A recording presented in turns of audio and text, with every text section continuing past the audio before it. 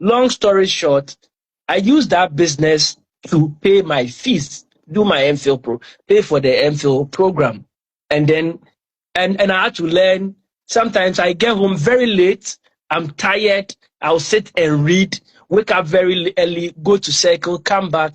It wasn't an easy journey, but it was doable. You see, we must understand that success is difficult but achievable. That is why you have only few people succeeding in life. But it doesn't mean you can't succeed too. You can if you apply yourself. That is the point I want to emphasize here. You had a bicycle. You had a bicycle as a point. Yes, right? yes. So that you can move around. Yes, I was using the bicycle for the deliveries because I was doing door-to-door deliveries at that time. So as part of the sales, I was doing door-to-door delivery. So I bought a bicycle on campus there. And you see, I want to say something here. I had friends who would say, you are an MPhil student. Why would you do this to yourself? Right. You see, in life, when you know where you are going, you have people who will speak, who will say, it's not good. This is not good. Don't try to live your life to impress anybody. Just know what you want in life. You see, most times when you succeed, people even forget the things you went through. We will come back to that conversation another time. Today, I want to drive you gradually to. So there was this group you belonged to, a group of, and many of you were diploma to degree students to MPhil, and there was this passion. We want to do PhD. We want to do PhD. I remember the Tina Kwas. I remember the Musa Justice. I remember Peter Banfos. I remember several of you guys were very committed to wanting to do PhD.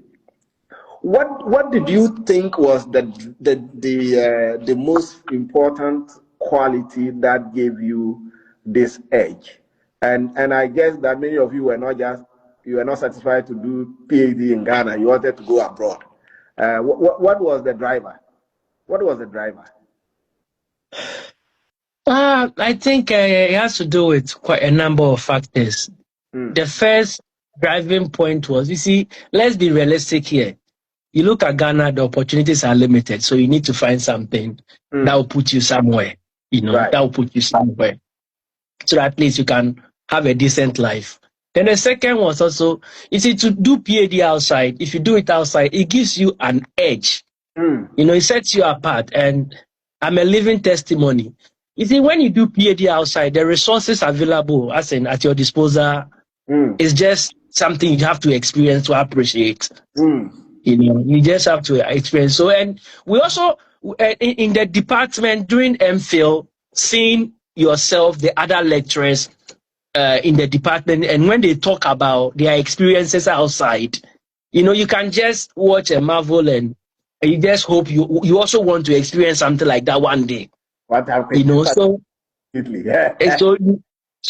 when you hear stories like that, you say, and then you see, you also, I work with Dr. Boabin after, he would tell me, George, in this office, you have to work and go outside and do your PhD. Yourself, Prof. Bawole, Prof. Mensah, you have to go outside because it's a different experience, and all that. So it became a drive, something that propels you to work hard because those you are working with, those around you, they've achieved it. And they are telling you are good enough to equally achieve it if you work hard. So all I had to do at that point, or most of my other colleagues, we had to do was to apply ourselves and continue to work hard in that direction.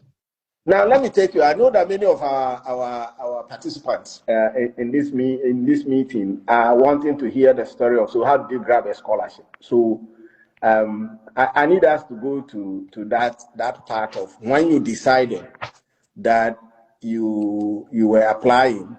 I know that you did both US and Australia.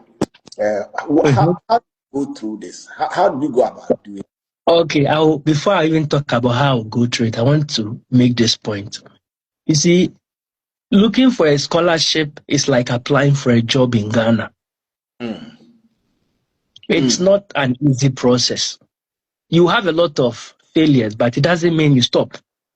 So I remember my first admission I got was in Australia at the University of New England. And that process was a turning point for me. So I got the admission, but I didn't get the scholarship. And then the professor wrote back to me and told me that I didn't get it because of A, B, C, and D, which I'll talk about later. You see, when applying for a scholarship, you have to have a very tough skin because rejections will come numerous times. You have them. The first point when you are applying for a scholarship, depending on whether for master's, PhD, is that for a place like Australia, I applied to US and Australia. I tried both countries. And I will talk about the differences between the two countries first. With the US, most schools there, when you go, you do coursework. So their PhDs are of maybe sometimes 4 or 5 years. You do some coursework before you start the program. But when you observe that of Australia, most schools don't do coursework. They'll have an introductory research program for you. Then after, they push you into the whole thing, and then you are on your own.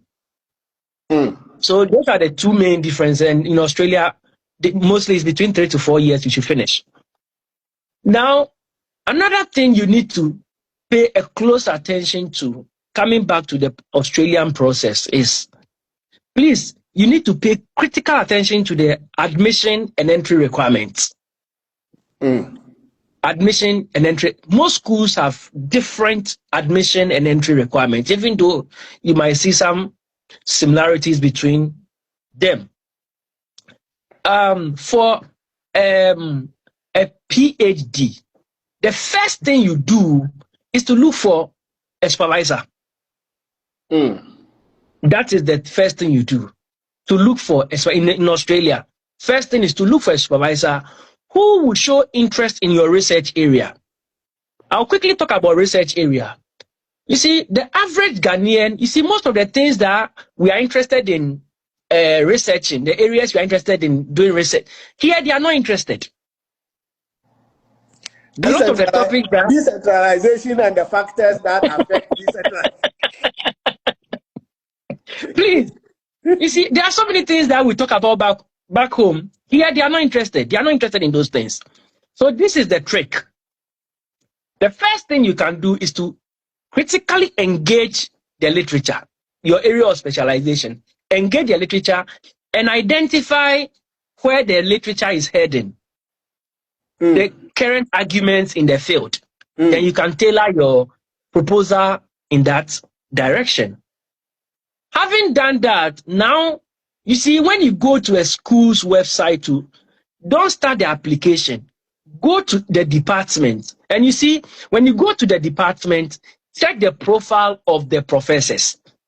Click on it. It is a lot of work. You click and check whether they have interest in what you are doing. If they don't have interest and you write them email, they receive lots of emails in a day. They won't mind you. So that is what you do. So I remember when I was back home looking for scholarship, I'll go and sit in Research Commons. Every day I search and send my proposal. I had 2 different proposals. I'll send this to a minimum of 5 professors a day. Minimum. Every day I was sending emails to professors, my proposal for them to show interest if they are interested in supervising my work, because that is the first point. When you start the application process for the PhD or even master's, the first question they ask you is, do you have a supervisor? And then they'll ask for the name of the supervisor because they will contact the supervisor. If you don't, you can't progress with the application. You can't progress. So that is the first thing. Just look for a supervisor if you are doing the MPhil or the PhD, whether MPhil or PhD. Okay. And some of you who may also be interested, let me talk about PhD. Some of you who may be interested in BSc. In Australia, if you are looking for BSc, they don't give scholarship for those ones. Even the masters and PhD, it's mostly PhD, and the masters, if it's coursework, they won't give you. The chances of getting a scholarship is very low. Okay. They mostly focus on the research programs. Research, if it's research related, then chances of getting a scholarship is higher.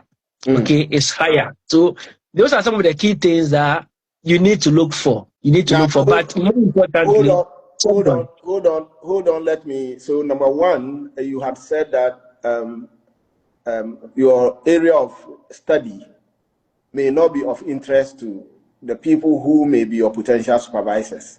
Therefore, yes. don't get so fixated with your area of interest. Look for newer or new areas where the literature is pointing to.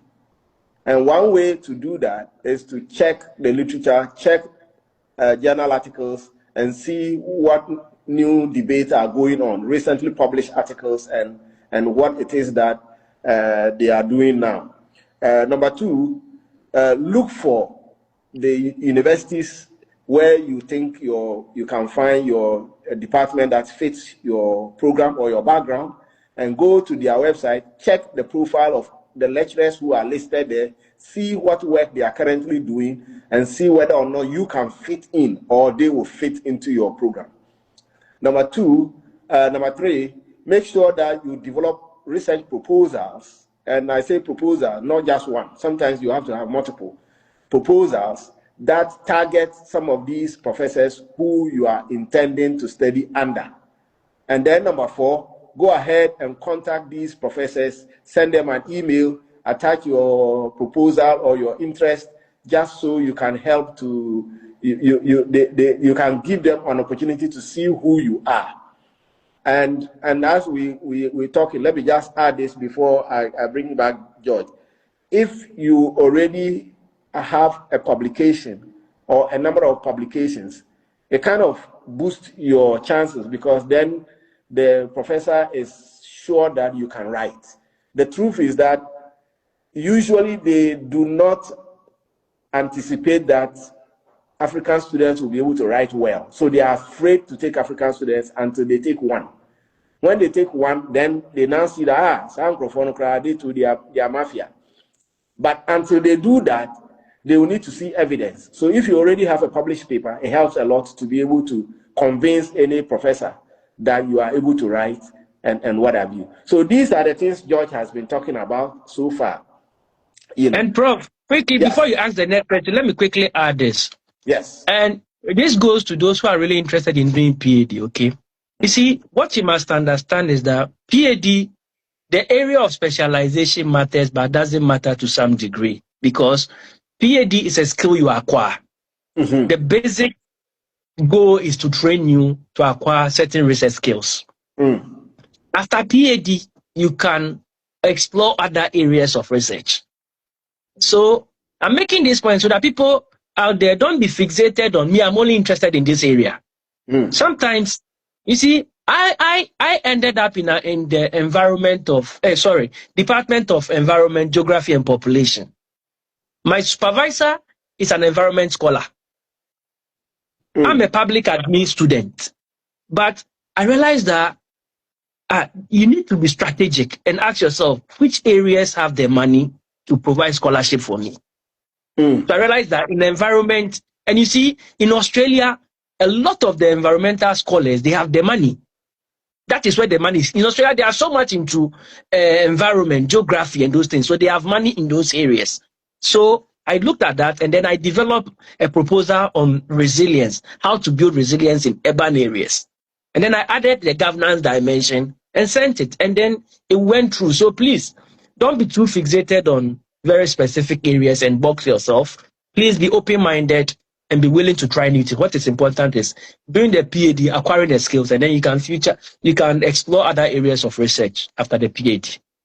So those of you who are here and watching us, I did the video 2 days ago and yesterday where I was talking about the big boys. In a subsequent video, I also talk about the big boys. So the big boys universities. So if you go to the US, they call them the Ivy League universities. If you go to the UK, they call them Russell Group universities. I'll talk about the big boys in Australia. Now, in Australia, it's called the group of 8. So the group of 8 in Australia. Now, these big boys universities, elite universities, have a lot of money. And the professors in those universities also have a lot of money. So they are the ones that can dish out a scholarship for you at will.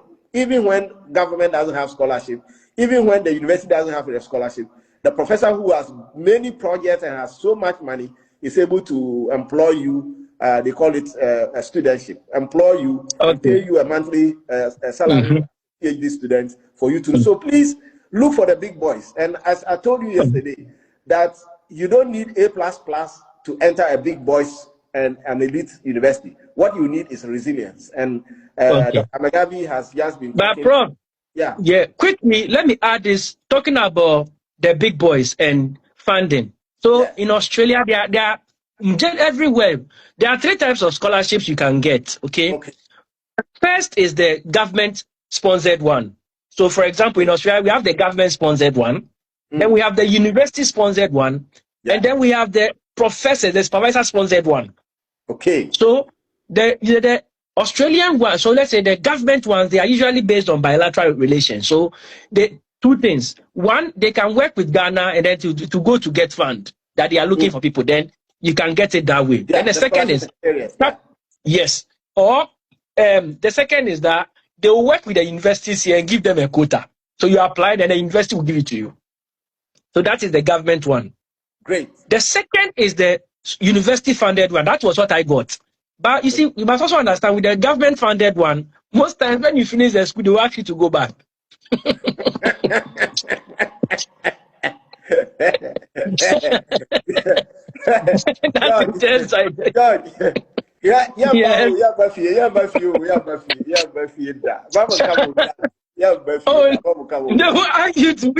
If you're on a government, so for example in Australia we call it the research training program, the RTP scholarship. That is a government sponsored one. If you come and you finish, they'll say go back home. Okay. Then, but if you are lucky, I got the university one. So the university one, when you finish, you are gone. They don't care whether you go back or you don't go back. They don't care about you. Whatever you do is your business. So that is another one you can get. And that one, it comes to the what Prof was talking about, the top universities. They have the money. So target the top ones.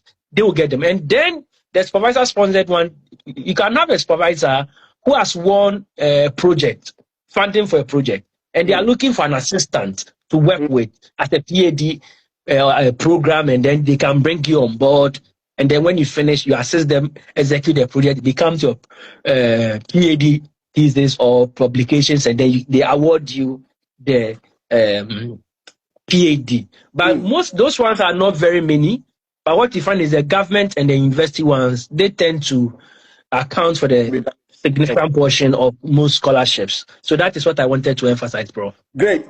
So you see, this conversation, I mean, when we are talking, a lot of people, when you don't mention the scholarship, and then people are not happy. So I'm happy that you are talking about the types of scholarship you can get: the government scholarship, the university-based scholarship, and the faculty or professor owned scholarship. And you can get these by checking the various. How did you discover this university scholarship? How did you go about it, George? Okay, please. So this is the thing. In Australia, there are some schools. So for example, I applied to different schools, but I was lucky in Australia. I got 2 scholarships: the University of Technology, Sydney, and the Adelaide University. So these schools, some of the schools, when you apply for admission and you meet all requirements and you get a supervisor, everything you meet it, when they get the admission, they add the scholarship to it. Okay. It mostly comes with the top universities. Okay. So Adelaide is one of the group of 8. They have money. So you get the admission, they add the scholarship. But for some schools, you get admission, and then now they will ask you to apply for the scholarship. Okay. So you have to check those things too. Great. You have to check.